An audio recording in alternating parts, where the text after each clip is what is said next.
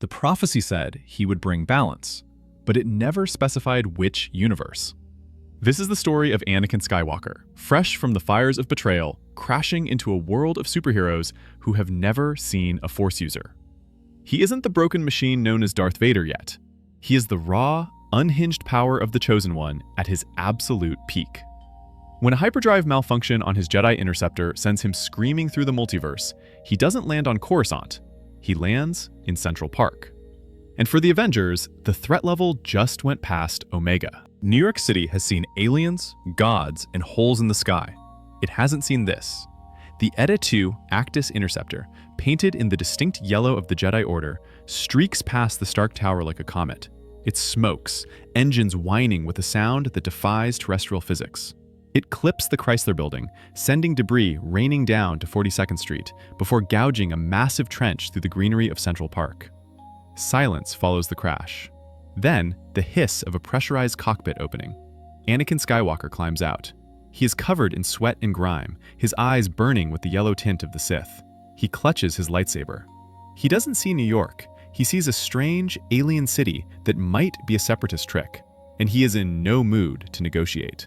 Sirens wail within seconds. NYPD units set up a perimeter, but they are hopelessly outclassed. Anakin waves his hand, and 3 patrol cars slide sideways across the asphalt, as if pushed by an invisible bulldozer. He isn't attacking them directly. He's moving obstacles, but to the police, this is an act of war. Bullets fly. Anakin doesn't even ignite his blade yet. He stops the rounds in midair, letting them hover like angry hornets before dropping them to the ground. This is the moment to hit that subscribe button, because we upload theories every week. SHIELD satellites pick up the energy spike. Nick Fury gets the call. This isn't a mutant, and it isn't tech. It is something else entirely. Tony Stark is the first on the scene. The Mark 50 nanotech suit forms around him as he drops from the sky, thrusters flaring. To Anakin, this looks like a devastating battle droid. Stark sees a man in robes with a laser sword. Stark offers a quip about the outfit, asking if the Renaissance Fair is in town. Anakin doesn't laugh. He sees the repulsors charge up and reacts with the reflexes of a pod racer pilot. The blue plasma blade snaps to life with that iconic hum. When Stark fires a repulsor blast, Anakin doesn't dodge. He catches the beam on his blade, absorbing the energy, his boots sliding backward through the dirt. Stark's HUD flashes red warnings. Unknown energy signature. Threat level extreme. This fight demonstrates the terrifying difference between technology and the Force. Stark has missiles, lasers, and AI. Anakin has precognition. Before Tony's targeting computer can lock on, Anakin is already moving. He leaps 30 feet into the air, landing on Stark's shoulders. The lightsaber slashes down. Nanobots scramble to reinforce the armor, but the heat of a lightsaber compares to the core of a star. It slices through the gold titanium alloy like butter.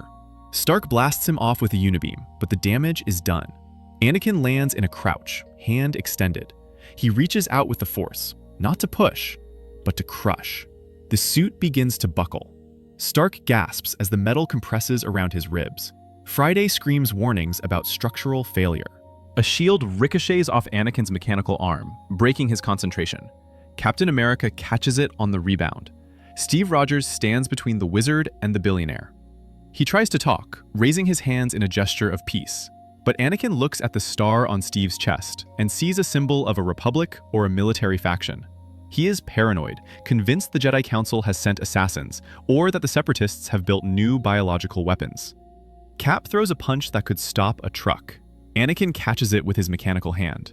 Metal grinds against bone. Anakin twists, throwing the super soldier into a tree. "I bring peace!" Anakin screams, the irony lost on him. As he chokes the air, lifting Rogers off the ground. The air shatters like glass. Doctor Strange steps through a portal, the cloak of levitation billowing. He doesn't see a villain, he sees a dimensional anomaly.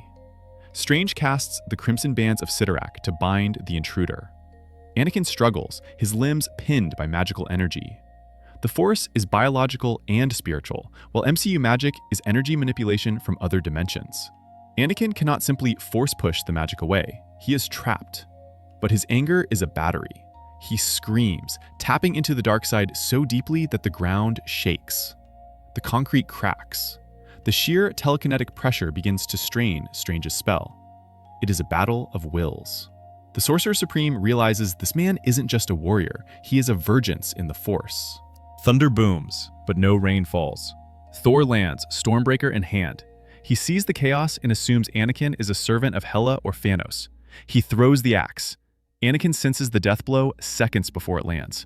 He rolls, the massive weapon embedding itself in the street where his head was a moment ago. Anakin calls his lightsaber back to his hand and meets Thor's charge. Blue plasma meets Uru metal. Sparks shower the street. Unlike vibranium, Uru is enchanted. The lightsaber cannot cut it. Anakin is physically overpowered here. Thor is stronger than a Wookiee, stronger than Grievous. One backhand sends Anakin skidding through a bus stop. For the first time, the Chosen One realizes he is not the strongest being on this planet. They eventually overwhelm him. It takes the combined might of the heavy hitters, but Anakin is subdued. He wakes up in a specialized holding cell designed for Hulk-level threats. He is seething. Tony Stark watches the monitors, analyzing the mechanical hand. Primitive robotics, he notes, but the neural interface is advanced. Natasha Romanoff tries to interrogate him. She realizes quickly that this man is broken. He speaks of a pregnant wife, a betrayal, a republic that fell. The Avengers realize he isn't an invader, he's a refugee. A very dangerous, mentally unstable refugee. They debate his fate. Cap wants to help him. Stark wants to study the weapon. Strange wants to banish him back to his own universe before he breaks reality. Anakin sits in his cell, meditating. He can't feel Palpatine. He can't feel Obi-Wan. The silence in the Force is deafening. But he can feel something else. He senses the Infinity Stones. The Mind Stone in Vision's forehead calls to him. It feels like the dark side, tempting, infinite, corrupting. He realizes that if he wants to save Padmé, this universe has the power to do it. The Reality Stone could rewrite her fate. The Time Stone could turn back the clock. His motivation shifts from escape to acquisition. He isn't a prisoner, he's biding his time. The eyes that look up at the camera are no longer confused. They are calculated. The alarms at the compound scream.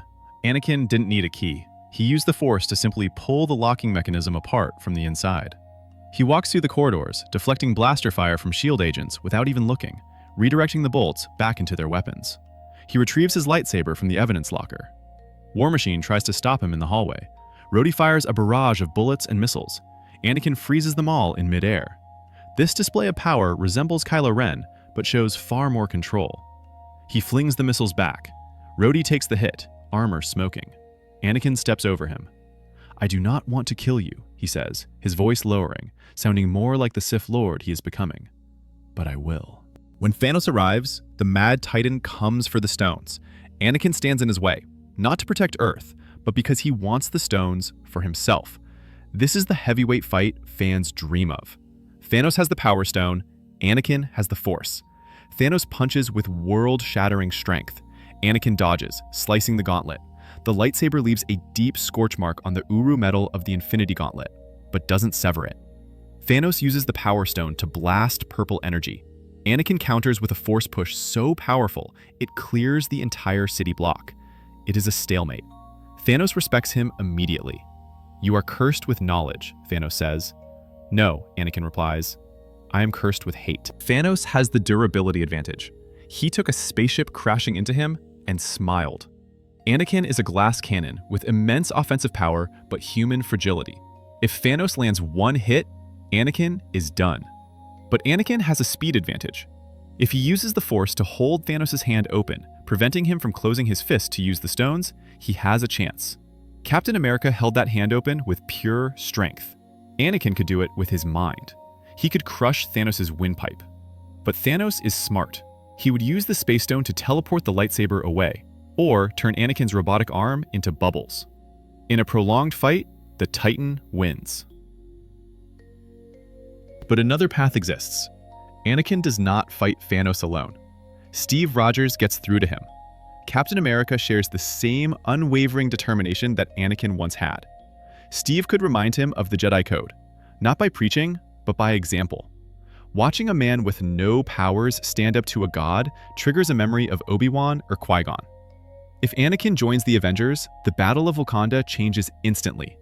The Outriders are decimated by a spinning blue blade. Anakin doesn't need a Hulkbuster suit. He lifts the Threshers into the air and crushes them. With Anakin on the field, Vision does not die. The snap never happens. If he stays, Tony Stark would not let him walk around with that outdated prosthetic. He would build Anakin a new arm. Nanotech, vibranium weave, integrated repulsors. Anakin could interface with it using the Force, creating a limb that reacts faster than thought. A suit of armor, not the life support system of Vader, but a sleeker, Jedi-inspired Iron Man suit. Anakin Skywalker, powered by the Force and equipped with Stark tech, would become the most powerful protector Earth has ever known. He would be the Sorcerer Supreme of technology. But the darkness is always there. The fear of loss. In the MCU, there are no Jedi to forbid attachment. He could love again. Or he could lose it all again. Anakin Skywalker is a tragedy in any universe. If he crash-landed in the Marvel universe, he would burn bright and fast. He would humble the street-level heroes and challenge the gods. But without the specific manipulation of Palpatine, he does not become a monster. He is a man looking for control in a chaotic life. The Avengers offer a family, something he desperately craved. He wouldn't be a villain, but he would never be a traditional hero. He would be the Winter Soldier with a laser sword, a weapon pointed at the bad guys, constantly struggling not to misfire. He survives, he conquers, but he never finds peace. The crossover between Star Wars and Marvel represents a clash of philosophies. Magic fights force, while tech battles telekinesis. Anakin Skywalker proves that power depends on the will to use a weapon rather than the weapon itself. Whether he saves the MCU or rules it, the Avengers would never be the same.